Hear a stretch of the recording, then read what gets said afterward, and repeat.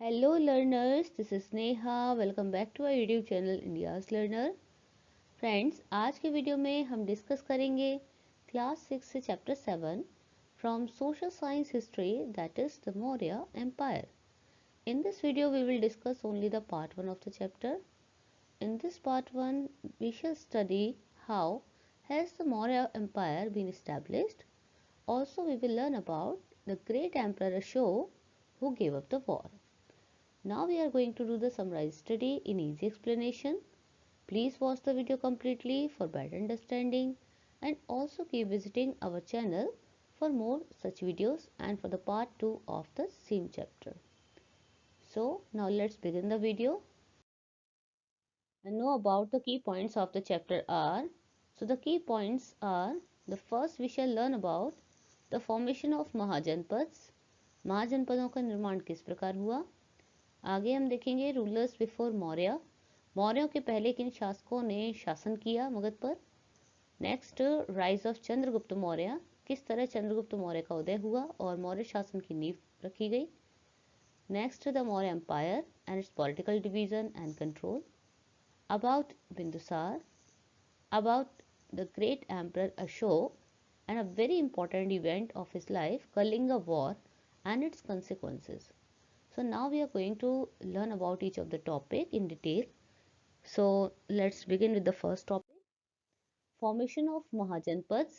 महाजनपदों का निर्माण किस तरह हुआ. So friends, as we have learned before that in early Vedic civilization people used to live in small villages and later on these small villages turned into the small cities and towns. Later on these small cities and towns gradually developed into the janpads which will further develop into the mahajanapadas. तो इस तरह से महाजनपदों का निर्माण हुआ. जो basic unit हमारे गांव है वे धीरे धीरे टाउन्स और सिटीज में परिवर्तित हो गए और यही जनपद में और जनपद से महाजनपद बने. इसे ऐसे भी समझ सकते हैं कि महाजनपद एज अ स्टेट हुआ करते थे, janapada as a district, towns and cities as a block and villages are the basic unit.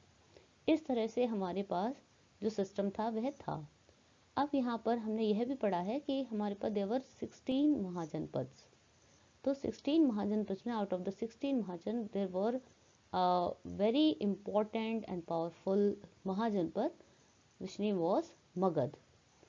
Magadh जो कि एक बहुत पावरफुल जो राज्य महाजनपद था, अबाउट 2500 ईयर्स अगो यह एग्जिस्टेंस में आया था और इसकी जो कैपिटल थी वह थी राजगृह. तो यहाँ पर हमने बात की महाजनपदों के बारे में जो कि 16 थे और इनमें से जो मगध था वह हमेशा से ही एक पावरफुल महाजनपद था और इस पर हर कोई शासक जो है उस समय का वह शासन करना चाहता था. तो इस तरह से मगध एक बहुत ही ज़्यादा इम्पोर्टेंट पार्ट हुआ करता था इन सभी महाजनपदों में से. आगे हम बढ़ेंगे रूलर्स बिफोर मौर्य. मौर्यों के पहले किन शासकों ने शासन किया मगध पर. तो स्पेशली मगध की यहाँ बात कर रहे हैं हम, ध्यान देंगे. तो यहाँ पर मौर्य शासकों के पहले जिन पावरफुल रूलर्स ने शासन किया उनमें से अजातशत्रु, बिंबिसार के नाम आदि प्रमुख हैं. इसके बाद महापद्म नंद भी आए. महापद्म नंद ने नंद डायनेस्टी की नींव रखी. नंद वंश का जो आखिरी सम्राट हुआ वह हुआ धनानंद. यहाँ पर हम टर्म क्लियर कर लेते हैं कि डायनेस्टी वर्ड का या टर्म का क्या मतलब है. चलिए देख लेते हैं. Dynasty, when members of the same family become rulers one after another, the family is often called a dynasty. Dynasty means राजवंश. तो किसी रॉयल फैमिली के मेंबर्स जब एक के बाद एक रूलर्स बनते हैं, किसी बड़े एम्पायर को रूल करते हैं, तो वह family as a royal family जो है वह डायनेस्टी की तरह टर्म्ड की जाती है, एक राजवंश कहलाती है. तो यहाँ पर नंद वंश का जो आखिरी सम्राट था वह था धनानंद. धनानंद के शासन के टाइम पर ही अलेक्जेंडर जो कि एक ग्रीक इन्वेडर था, एक यूनानी आक्रमणकारी था, उसने आक्रमण किया था भारत पर और साथ ही नॉर्थ वेस्ट के कई सारे प्रोविंसेस इम्पोर्टेंटली जैसे तक्षशिला है, पंजाब के आदि के कई राज्य हैं, अफगानिस्तान के कई प्रांत हैं, यह सभी अपने कब्जे में कर लिए थे. लेकिन वे आगे मगध पर आक्रमण नहीं कर पाया और मगध को अपने कब्जे में नहीं ले पाया था. तो यहाँ पर हम बात कर रहे थे धनानंद की.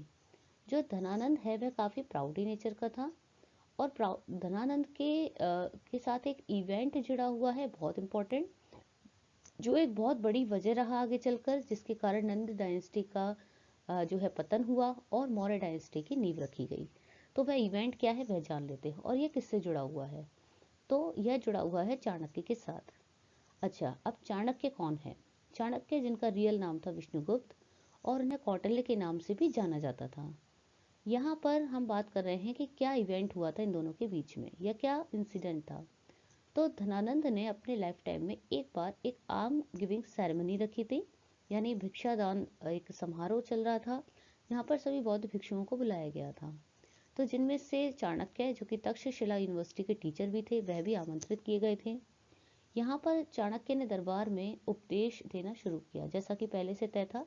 सभी बौद्ध भिक्षुओं को उपदेश देना था और इसके बदले जो है उन्हें बौद्ध भिक्षुओं को भिक्षा मिलनी थी, दान मिलना था।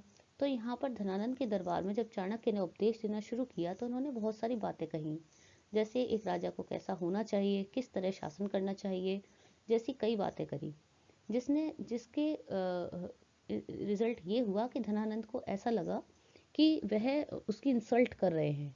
तो एज अ इंसल्ट के तौर पर उसने उनके उपदेश को लिया, जिसके कारण उसने दरबारियों को आदेश दिया कि वह चाणक्य को अपमानित कर दरबार से निष्कासित कर दें। यहाँ पर दरबारियों ने चाणक्य को पकड़ के दरबार से निष्कासित करने का प्रयास किया। चाणक्य के विरोध करने पर धनानंद ने इनके शिरा यानी कि चोटी खोलने का आदेश दे दिया, जो कि किसी भी विद्वान के लिए उसके सम्मान का प्रतीक होती है।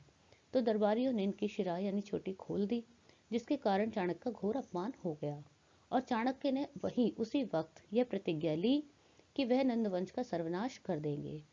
तो इस तरह से धनानंद और चाणक्य के बीच में एक ये राइवलरी क्रिएट हो गई, जिसके कारण चाणक्य ने इतना बड़ी डिसीजन लिया।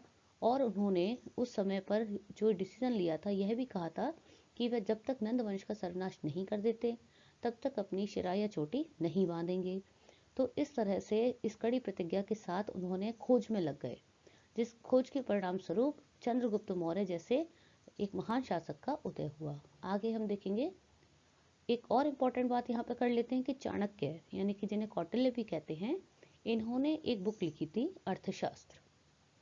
काफी इम्पोर्टेंट है ये अर्थशास्त्र जो बुक है। इसके अंदर उन्होंने यही वर्णन किया है कि एक राजा को कैसा होना चाहिए और कौन सी स्ट्रेटेजीज है जिसका पालन उसे करना चाहिए एक बड़े एम्पायर को रूल करने के लिए। तो इस तरह से अर्थशास्त्र काफी इम्पोर्टेंट बुक है और यह इम्पोर्टेंट क्वेश्चन भी बनता है। आगे देखेंगे। Rise of Chandragupta Maurya. चंद्रगुप्त मौर्य का उदय हुआ। जिस प्रकार हमने पढ़ा, चाणक्य की प्रतिज्ञा के परिणाम स्वरूप चंद्रगुप्त मौर्य जैसे महान शासक का उदय हुआ, जो कि किसी भी रॉयल फैमिली को बिलोंग नहीं करता था। वह एक साधारण व्यक्ति था। चंद्रगुप्त मौर्य ने शासन किया है 321 बीसीई से लेकर 297 बीसीई तक। चंद्रगुप्त मौर्य के बारे में देख लेते हैं क्या इंपॉर्टेंट पॉइंट्स हैं। First, he was the first ruler of the Maurya dynasty. जैसा कि हमने अभी पढ़ा कि मौर्य डायनेस्टी का, मौर्य वंश के जो फर्स्ट रूलर थे वह चंद्रगुप्त मौर्य थे। और यह जो मौर्य एम्पायर है वह फर्स्ट एम्पायर भी है, यह भी याद रखेंगे। He ascended the throne of Magad after defeating the last Nanda ruler Dhananand in 321 BCE। तो जो लास्ट नंद वंश के शासक थे धनानंद, उनको 321 BCE में हराकर मगध की गद्दी पर यह बैठे थे और इस तरह मौर्य डायनेस्टी के फर्स्ट रूलर कहलाए और इन्होंने एस्टैब्लिश किया the first empire as the Maurya empire. He also defeated Seleucus Nicator, the Alexander's general, in 305 BCE and got control over the northwestern India। तो इस तरह से इन्होंने इसके नेक्स्ट मगध के शासन के बाद, मगध की गद्दी को हासिल करने के बाद 305 बीसीई में अलेक्जेंडर का जो जनरल था सेल्यूकस निकेटर को हराकर नॉर्थ वेस्टर्न इंडिया पर कंट्रोल कर लिया, लगभग नदन और नॉर्थ वेस्टर्न इंडिया पर। इस तरह से चंद्रगुप्त मौर्य के एम्पायर में शामिल हो गए। तो यहाँ पर सेल्यूकस निकेटर को हराने के बाद इन्होंने उसके साथ एक मैट्रिमोनियल अलायंसेस किया। तो यह संधि हुई जिसके परिणाम स्वरूप he was married to Helen. Helen जो कि डॉटर थी सेल्यूकस निकेटर की। And also he had the Megasthenes, a Greek ambassador in his court. अपने दरबार में मेगास्थनीज नाम के एक यूनानी राजदूत को भी शामिल किया गया। तो ये दो बड़ी बातें इनके इस घटना से हुई। His mentor was Chanakya. तो ये तो हम सभी ने अभी पढ़ा था कि चाणक्य की खोज से ही चंद्रगुप्त मौर्य एक शासक बने। चाणक्य इनके गाइडेंस दिया करते थे और इनके मेंटोर थे, चीफ एडवाइजर भी थे, काउंसलर थे। चलिए आगे हम बढ़ेंगे तो जानेंगे the Maurya empire and its political division and control. Under the reign of Chandragupta Maurya the capital of Maurya empire was the Pataliputra, जो कि पहले राजगृह थी। मौर्य डायनेस्टी के टाइम पर वह बदलकर क्या टर्न हो गई थी पाटलिपुत्र में। नेक्स्ट हम देखेंगे कि मौर्य एम्पायर जो है वो 4 पार्ट्स में यानी कि प्रोविंसेस में बटा हुआ था और हर प्रोविंस की एक कैपिटल होती थी जहाँ से रूलर्स जो है वो रूल करते थे। तो यहाँ पर कुछ कैपिटल्स के नाम देख लेंगे। जो नदर्न प्रोविंसेस थे उसके लिए कैपिटल थी तक्षशिला, ईस्टर्न प्रोविंसेस के लिए तौशाली, सदर्न प्रोविंसेस के लिए सुवर्णगिरी एंड वेस्टर्न प्रोविंसेस के लिए उज्जैन। तो इस तरह से 4 प्रोविंशियल कैपिटल के थ्रू जो प्रिंस होते थे या रूलर्स होते थे वह रूल करते थे, एडमिनिस्ट्रेशन को गवर्न करते थे। आगे हम देख लेंगे कुछ इंपॉर्टेंट सिटीज भी हैं और कुछ ऐसी प्लेसेस हैं where the inscription were found related to the Maurya empire. तो यहाँ पर हम कुछ इंडेक्स की तरफ बढ़ेंगे, देखेंगे कि ये कौन से थे। तो यहाँ पर जो ग्रीन डॉटेड पोर्शंस हैं marked, these were the important cities like Takshila, very important, and Ujjain, these are the capitals, and Patliputra and Kalinga. Yes, Kalinga war associated with the Ashoka, great emperor. These have also marked. Inscriptions where are found like you can have with the Sarnath or Sarnath, Sanchi stupa is here. So these some of the places and the important cities which we have had in under the Maurya Empire. So now let us further to the next topic, Bindusar. Bindusar, who ruled from 297 BCE to 273 BCE. तो बिंदुसार के बारे में जान लेंगे। बिंदुसार कौन थे? Primarily he was a son of Chandragupta Maurya and made the Magad king in 297 BCE. तो बिंदुसार जिन्होंने सक्सीड किया चंद्रगुप्त मौर्य को, उनके बेटे थे और वह साथ ही 297 BCE में मगध के राजा बने। He was also known by the other names that is Mahasena and Amitraghata के नाम से, इन दो नामों से भी इन्हें जाना जाता था, महासेन और अमित्रघाट। He conquered the Deccan area and extended his empire up to Karnataka except Kalinga, present day Odisha. तो इन्होंने एक बड़ी बात इनके जो शासनकाल में हुई वो यह है कि बिंदुसार एक अच्छे राजा थे, काफ़ी पावरफुल थे और इन्होंने अपने पिता के शासन को या जो एम्पायर था उसको बढ़ाया, डेक्कन एरियाज को कंट्रोल में किया, जीता और कर्नाटका तक अप टू कर्नाटका इन्होंने काफ़ी हद तक प्रोविंसेस को अपने कंट्रोल में किया। लगभग 16 किंगडम्स इन्होंने जीते और इस तरह से शासक को विस्तारित किया। लेकिन कलिंगा जो कि प्रेजेंट है उड़ीसा है अभी, तो उस कलिंगा को उस रीजन को ये अपने कंट्रोल में नहीं कर पाए, यानी कि कलिंगा अब भी बिंदुसार के टाइम तक भी मगध शासन का पार्ट नहीं था, मौर्य डायनेस्टी का एम्पायर का पार्ट नहीं था कलिंगा, जिसको प्रेजेंट डे उड़ीसा है।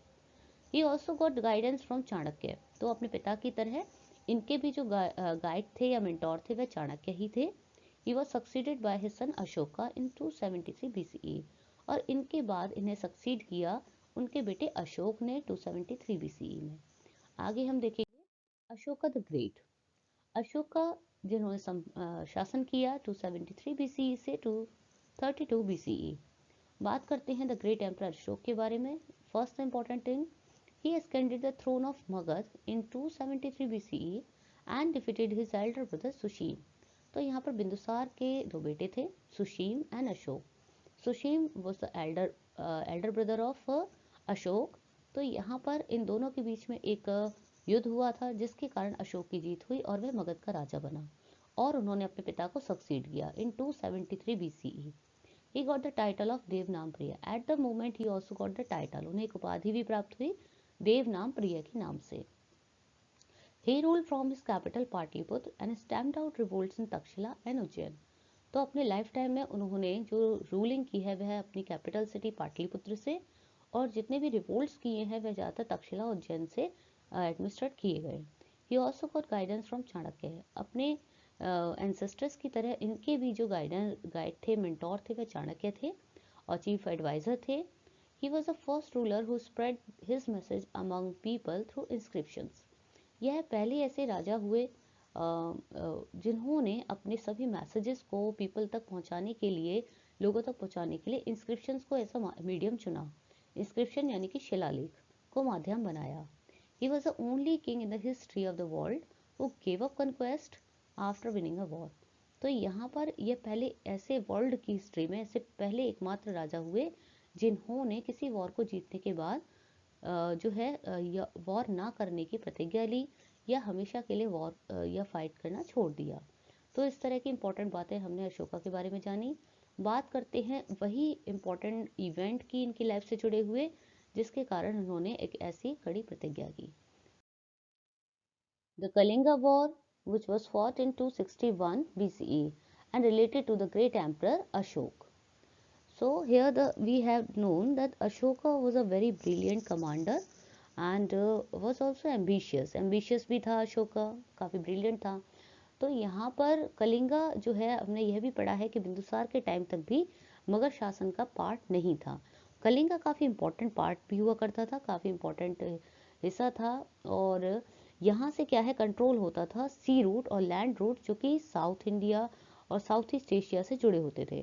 तो जिसके कारण जो है कलिंगा को शासन में शामिल करना काफ़ी ज़रूरी था उस समय पर, यह लगता था अशोक को, जिसके कारण ही जस्ट वेग द वॉर टू कन्क्वायर कलिंगा। उसने कलिंगा को जीतने के लिए एक युद्ध लड़ा। अब यहाँ पर ये रिजल्ट इसका क्या हुआ ये देख लेंगे। Ashoka won the war, Ashoka यह युद्ध जीत गया, पर उसने क्या किया, but the cost was too heavy, और लेकिन उसे बहुत ज़्यादा पछतावा हुआ क्योंकि इसके जो रिजल्ट थे वो काफ़ी बिटर थे। उसने देखा कि यहाँ पर कई सारे लोगों की जान गई है। About half lakh people were captured and more than 1 lakh people were killed. काफ़ी सारे सिविलियंस हैं उनकी जान गई, काफ़ी सारे लोगों को उनकी घर परिवार से बिछड़ना पड़ा, तो बहुत ज़्यादा, और राजकोष का भी बहुत बड़ा नुकसान हुआ। तो काफ़ी सारा लॉस जो था वह हो चुका था, जिसके कारण जो है कलिंगा के रिजल्ट से वह खुश नहीं थे। और इसके बाद यह भी देखा गया कि जो अशोका का साम्राज्य था इस जीत के साथ ही वह काफ़ी विस्तारित भी हो गया था। जैसे नॉर्थ में हिमालय से लेकर साउथ में मैसूर तक, और ईस्ट में ब्रह्मपुत्र से लेकर नॉर्थ वेस्ट में हिंदकुश तक। तो यह अशोक की बहुत बड़ी विजय तो थी, लेकिन साथ ही उसके लिए किसी भी तरह का जॉय या सेटिस्फैक्शन उसे नहीं मिला। इतने ग्रेट डिस्ट्रक्शन को, सर्वनाश को देखकर, इतनी सारी मौतें, इतने सारी ह्यूमन सफरिंग्स को देखकर उसका जो for field his heart with sorrow and remorse, उसे बहुत ज़्यादा पछतावा हुआ, दुख हुआ, जिसके कारण यह war as a turning point साबित हुआ उसकी लाइफ का। और सिर्फ साथ ही मौर्य एम्पायर के फ्यूचर के लिए भी एक टर्निंग पॉइंट था। तो यहाँ पर इसने कभी ना वॉर करने की प्रतिज्ञा भी ली, जिसके कारण जो है ये धीरे कन्क्वायरर से स्पिरिचुअल लीडर में बदल गए। क्योंकि इसके जो कंसिक्वेंसेस हुए उसमें इन्होंने सबसे पहले क्या किया, क्या रिजल्ट हुए इसके, ही इम्ब्रेस्ड बुद्धिज्म, उन्होंने बुद्ध धर्म को अपना लिया और हमेशा के लिए वॉर या वायलेंस को छोड़ दिया। इन्फोर्स द प्रिंसिपल ऑफ अहिंसा नॉन वायलेंस, नॉन वायलेंस यानी अहिंसा को एज अ स्टेट पॉलिसी इन्होंने घोषित कर दिया। साथ ही भी किसी भी तरह के वायलेंट स्पोर्ट हैं और पोस्ट लेबर है उन सभी पर प्रतिबंध लगा दिया। साथ ही कई सारे जो है पब्लिक डेवलपमेंट वर्क्स भी किए, और इन्होंने कई सारे जो है लार्ज पावरफुल आर्मी को मेंटेन किया पीस के साथ, और फ्रेंडली रिलेशंस बनाए अपने नेबरिंग जो किंगडम्स हैं उनके साथ फ्रेंडली रिलेशन बनाए। यानी अहिंसा जो है, नॉन वायलेंस जो है, इसको as a major policy, state policy घोषित किया। खुद स्वयं भी इसको अपनाया, साथ ही पूरे राज्य में इसे ऐसे राजधर्म घोषित कर दिया, और खुद एक बौद्ध भिक्षु यानी कि बुद्ध धर्म को अपनाया, बौद्ध भिक्षु की तरह रहने लगे। इस तरह से अशोका के लिए कलिंगा वॉर एक टर्निंग पॉइंट साबित हुआ, साथ ही मौर्य एम्पायर के लिए भी एक बहुत बड़ा निर्णय था। तो चलिए आज के हमने इस part 1 chapter of the chapter में हमने काफ़ी इंपॉर्टेंट पॉइंट डिस्कस किए हैं। Next, thanks for watching the video. Please do like and comment and subscribe my channel for the part 2 of the same chapter. Later on we will discuss the other important points of this part 2 of the same chapter. Thank you for watching the complete video.